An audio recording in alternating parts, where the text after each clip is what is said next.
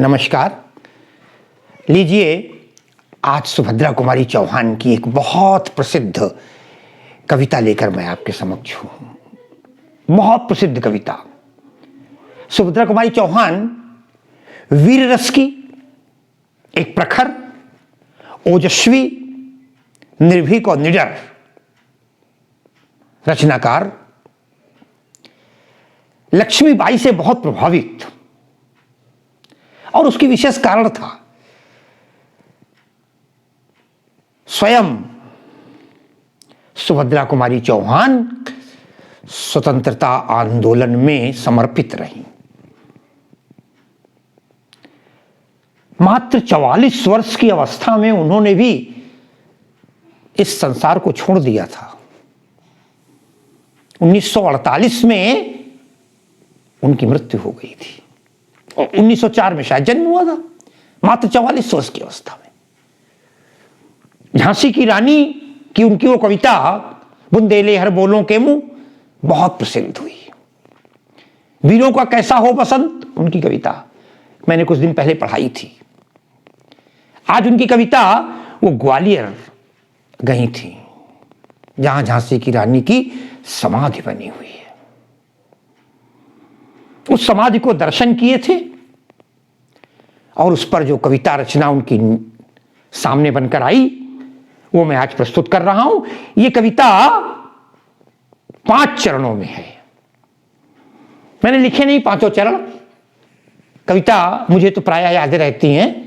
पहली शुरुआत करते हैं। इस समाधि में छिपी हुई है एक राख की ढेरी, जलकर जिसने स्वतंत्रता की दिव्य आरती फेरी। अरे ये समाधि, ये लघु समाधि है झांसी की रानी की, अंतिम लीला स्थली यही है लक्ष्मी मर्दानी की। ध्यान दीजिए, इस समाधि में छिपी हुई है। वो कहती देखने को ये समाधि है, एक मूर्ति बनी हुई है। जो लोग गए होंगे, मैं गया हूं 3-4 बार। ये समाधि, इस समाधि में छिपी हुई है एक राख की ढेरी। जब आदमी मर जाता है, हिंदू धर्म के अनुसार उसका अंतिम संस्कार हो जाता है और मिट्टी का जीव मिट्टी में मिल जाता है। ठीक उसी प्रकार कहती है समाधि जो सामने हम देख रही हैं, पत्थर की बनी हुई, अरे इस समाधि में छिपी हुई है एक राख की ढेरी। एक राख ऐसी छिपी हुई है। कौन सी राख है वो राख है लक्ष्मीबाई के शरीर की, जलकर जिसने स्वतंत्रता की दिव्य आरती फेरी। कितनी सुंदर बात है। जिसका शरीर तो नष्ट हो जाती है, वो मर जाती है अंग्रेजों से लोहा लेते हुए, लेकिन स्वयं जलकर जिसने स्वतंत्रता की दिव्य आरती फेरी। बड़ी सुंदर बात है, स्वतंत्रता की दिव्य आरती। अरे 1857 का संग्राम था जहां से चिंगारी लगी थी। स्वयं तो नष्ट हो गई, स्वयं तो जल गई, लेकिन स्वतंत्रता रूपी देवी की आरती उतारने के लिए, भारत माता की आरती उतारने के लिए स्वयं उसने अपने शरीर को जला दिया। स्वाभाविक है, स्वतंत्रता की आरती है। अरे एक सामान्य देवी या देवता की या एक सामान्य मनुष्य की आरती उतारने के लिए छोटी से दीपक में आरती होती है, लेकिन जहां पूरे भारत माता की आरती उतारनी हो, स्वतंत्रता की आरती उतारनी हो, वहां आरती का रूप भी बड़ा होना चाहिए। कवित्री कहती है स्वयं जलती हुई चिता, स्वतंत्र जलकर जिसने स्वतंत्रता। उस जलती हुई चिता ही वो क्या है? वो एक आरती थी जिसने एक चिंगारी लगा दी और भारत माता की आरती उतारी गई, स्वतंत्रता रूपी देवी की आरती उतारी गई। जलकर जिसने स्वतंत्रता की दिव्य आरती फेरी। दिव्य, लौकिक, अलौकिक आरती थी, जिसने एक ऐसा स्नेह रूपी दीपक जलाया, जिसने एक ऐसा जोश और वीरता का पुंज जलाया जो भड़क उठा पूरे भारत में। जलकर जिसने स्वतंत्रता की दिव्य आरती फेरी। अगली पंक्ति में कहती है यह समाधि, ये लघु समाधि है झांसी की रानी की। कई अर्थ ले सकते हैं। हल्का सा व्यंग भी है कि वो झांसी की रानी जिसने अपने प्राणों को बलिदान दे दिया इस हल्की उम्र में, अभी उम्र कुल 23 की थी। उन्होंने अपनी कविता में लिखा है मनुज नहीं अवतारी थी। उसकी समाधि इतनी छोटी लेकिन कई बार छोटी चीजें भी महान होती हैं। वो बड़ा होने से क्या फायदा, बड़ा हुआ तो क्या हुआ, जैसे पेड़ खजूर, पंथी को छाया नहीं, फल लागत अति दूर। कभी कभी छोटी चीजें भी, अरे मंत्र तो छोटे होते हैं, उसका प्रभाव सीधा पड़ता है। सूर्य छोटा लगता है देखने में, सारे विश्व को प्रकाश करता है। यह समाधि, ये लघु समाधि है झांसी की रानी की, लेकिन वो कहती हैं अंतिम लीला स्थली यही है। समाधि भले छोटी हो, प्रतीक के रूप में हो, छोटी सी जगह पर हो, महान कार्य करने वाले की भी छोटी सी समाधि हो, अंतिम लीला स्थली यही है। यही लीला स्थल, क्रीड़ा कलाप करने का स्थान, उसकी स्वतंत्रता की, योद्धा की तमाम गतिविधियां, अंतिम लीला स्थली, यहीं पर तो उसके प्राण चले गए थे। अंतिम लीला स्थली यही है, किसकी? लक्ष्मी मर्दानी की। कहने को वो नारी थी, लक्ष्मी थी, लेकिन मर्दानी दुर्गा और काली की भांति, जिसने एक चारों तरफ अंग्रेजों के मन में एक दहला दिया था, मन को भयभीत हो गए थे सबके सब उनको देखकर। आगे कहती हैं यहीं कहीं पर बिखर गई, यहीं कहीं पर बिखर गई वो भग्न विजन माला सी। अरे उसके फूल यहां संचित हैं, है यह स्मृतिशाला सी। यहीं कहीं पर बिखर गई, यहीं कहीं, ये पूरा हिस्सा है। अब हो सकता है उसी स्थान पता ना कहां पर युद्ध हो रहा हो, क्या हो रहा, तो एक प्रतीक के रूप बना दिया गया है। कहती यहीं कहीं, परिवर्तन बहुत कुछ हो चुके हैं अब। यहीं कहीं पर बिखर गई, ये पूरा वो मैदान है, ये पूरा वो क्षेत्र है जहां पर उसके घोड़े पर बैठकर अंग्रेजों से तमाम बार उसने युद्ध किया था। उसकी क्रीड़ा स्थली है, युद्ध स्थली है। यहीं कहीं पर बिखर गई वो यहीं कहीं बिखर गई है, इसी धरती पर है। इस माटी को माथे से लगाने का मन करता है, अभिनंदन करने का मन करता है। अरे यहीं कहीं पर बिखर गई वह कैसे, बोली भग्न विजय माला सी। भग्न कहते हैं टूटा हुआ, और विजय माला कहा है, विजय की माला, क्योंकि वो तो विजयी तो हुई, शुरुआत तो कर दी उसने, विजय प्राप्त हुई उसको, ये मानती हैं सुभद्रा कुमारी चौहान। कहती हैं जिस प्रकार एक माला, मोतियों की माला, फूलों की माला जब हम पहने होते हैं, यहीं कहीं पर बिखर गई वो भग्न विजन माला सी। कुछ जगह विजन लिखा है, कुछ जगह विजय लिखा हुआ है, टूटी हुई माला। अरे अगर कोई लड़की या कोई पुरुष ही रुद्राक्ष आदि का माला पहने हो और अचानक वो टूट जाए तो उसके मोती चारों तरफ बिखर जाते हैं। अरे भाई कमरे के अंदर हो तब भी कई बार नहीं मिलते, दूसरे दिन झाड़ू लगाने वाले से कहा जाता है, पोछे लगाने वाली से, जरा देखना बक्सक के नीचे, सोफे वोफे के नीचे 2-4 मोती तो नहीं पड़े हैं, बिखर जाते हैं चारों तरफ। और जब मैदान का क्षेत्र हो और मैदान में कोई माला बिखर जाए तो क्या होगा? तो स्वाभाविक है कि वो पता नहीं चलेगा कौन कहां चला गया, कौन सी जगह उसने युद्ध किया था, कौन सी जगह पैर थे उसके, कौन सी जगह भागती थी, किस जगह छिपती थी, कैसे कैसे रूप बदलती थी। तो कहते हैं यहीं कहीं पर बिखर गई वो भग्न विजन माँ, वो स्थान है। अरे भाई अयोध्या जाइए ना, अब हम माने थे कनक भवन यहीं पर था, मगर ये निश्चित है कि जब सरयू का तट है तो कहीं ना कहीं यहीं कहीं आसपास सब कुछ रहा होगा। वो क्रीड़ा स्थान हमने प्रतीक रूप में मान तो लिया है, यहीं कहीं पर बिखर गई वो भग्न विजन माला सी। साथियों खड़ी बोली है कविता का, ध्यान रखिएगा, खड़ी बोली का गीत है। खड़ी बोली नंबर 1 बात। दूसरी, यहीं कहीं पर बिखर गई वो भग्न विजन माला सी। माला सी, माला के समान, इसलिए अलंकार हो जाएगा उपमा। वीर रस की कविता है, ध्यान रखिएगा। करुणा भी आ रही है, करुण रस भी कई जगह मिलता है ना।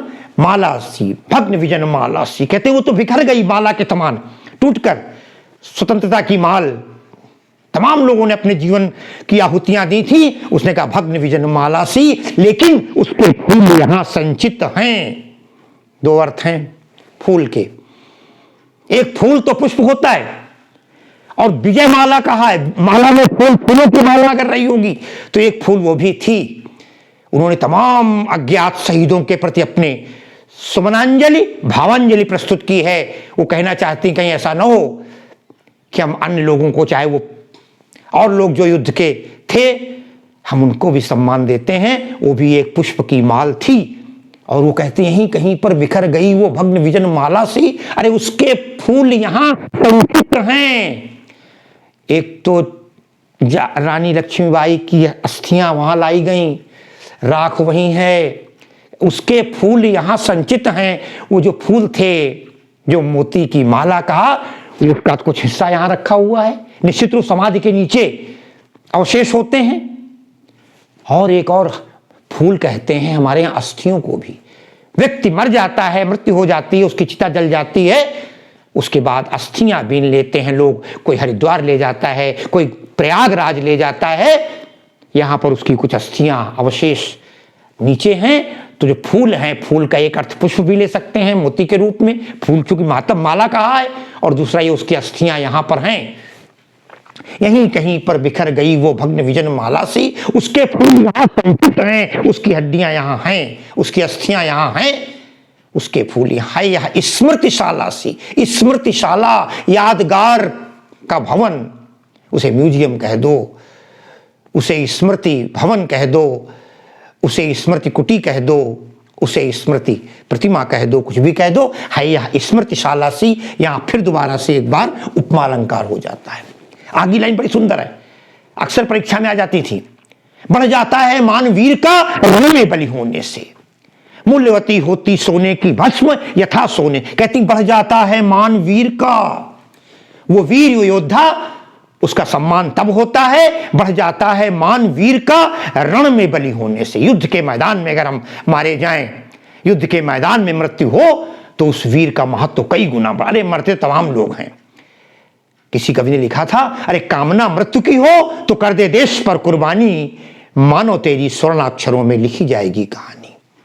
जो मृत्यु के देश के लिए हंसते हंसते अपने प्राणों की बाजी लगा देते हैं, वो अमर हो जाते हैं। बढ़ जाता है मान वीर का, कायर व्यक्ति का मान नहीं होता।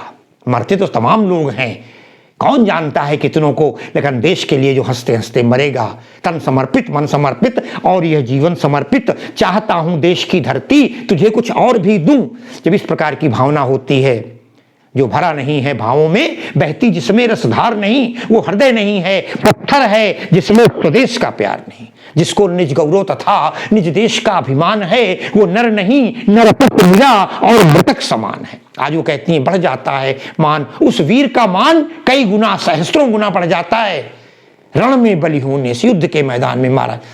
अरे अर्जुन ने को समझाते हुए भगवान कृष्ण ने कहा था, क्या बात कर रहे हो अर्जुन, क्यों मोह में ग्रसित हो। युद्ध की क्षत्रिय का एक नियम होता है, अगर जीतोगे तो यहां राज्य करोगे और मरोगे तो सीधे स्वर्ग मोक्ष को प्राप्त होगा, स्वर्ग में जाकर के तुम्हारी जय जयकार होगी, क्योंकि युद्ध के क्षेत्र में अपने बैरियों से निपटते हुए तुम्हारी मृत्यु होगी। बढ़ जाता है मान वीर का रण में बलि होने से। बड़ा अच्छा उदाहरण दिया है, गजब का उदाहरण है। कहती है मूल्यवती होती सोने की भस्म यथा सोने से, मूल्यवती होती सोने की भस्म। स्वर्ण भस्म का नाम सुना होगा, आयुर्वेद में दवाओं में कभी प्रयोग हुआ करती थी। अगर सोना इस समय 48,000 रुपए का या 50,000 रुपए का 10 ग्राम है साथियों, तो सोने की भस्म 48,000 में 10 ग्राम नहीं मिलेगी। अरे भाई सोना होगा, उसमें तमाम लगाने पड़ेंगे केमिकल, फिर भस्म की जाएगी, तो 10 ग्राम सोने की भस्म तो मुश्किल से 5 ग्राम निकलेगी ना। अरे भाई अगर 10 किलो लकड़ी है जला दो, राख कितनी होगी, 10 किलो होगी? नहीं होगी, भस्म उससे ज्यादा महंगी होती है।